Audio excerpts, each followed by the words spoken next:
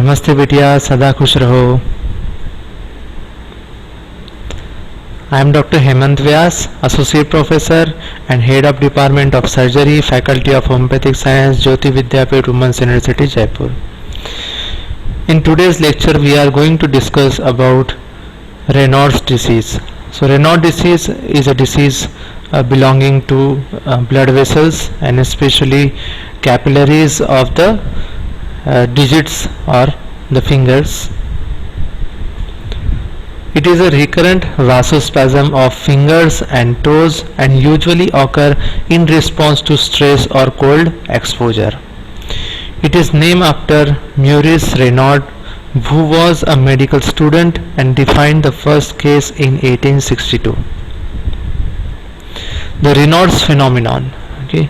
तो एक चीज़ यहाँ पे ध्यान रखने जैसी है, रेनॉल्ड डिसीज और रेनॉल्ड फिनोमिनॉन ये थोड़ी थोड़ी अलग चीज़ें हैं, दोनों ही अलग अलग टर्मिनोलॉजीज है.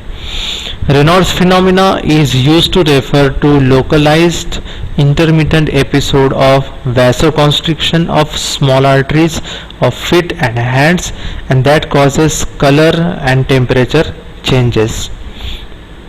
तो रेनॉल्ड्स फिनोमिना जो है, it is always secondary to the systemic causes, whereas Raynaud's disease is primary in origin.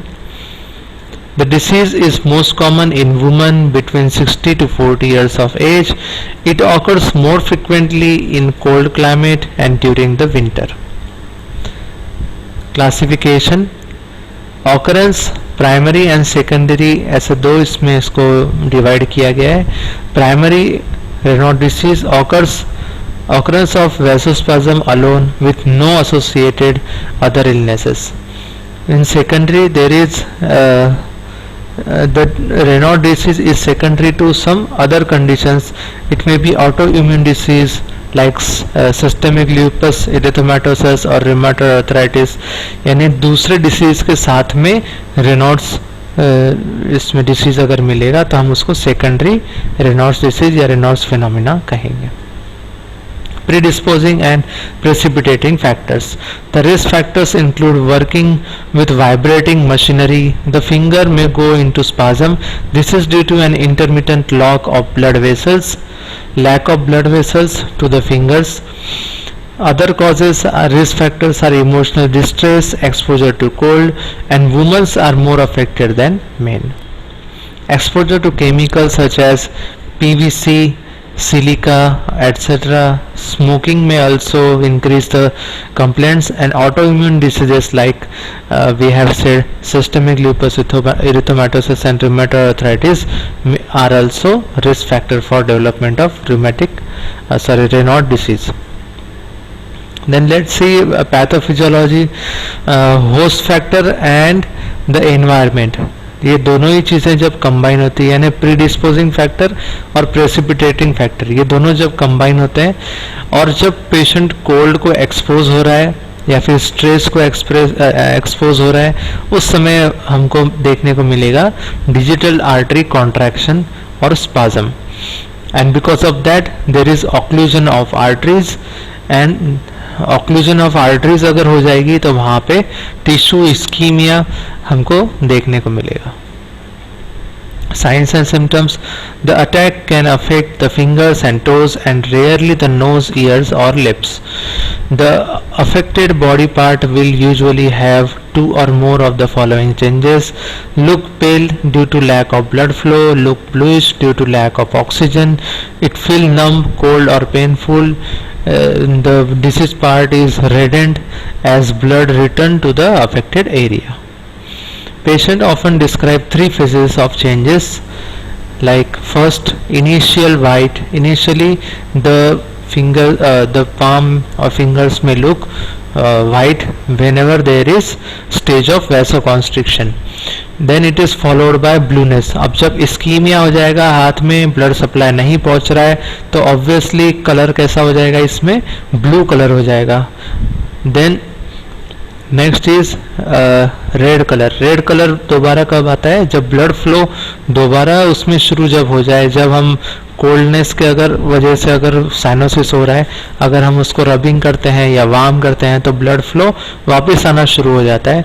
उस समय हम उसको कहेंगे, उस समय हमको थर्ड स्टेज यानी रेडनेस वहाँ पे हमको स्किन का दिखाई देगा।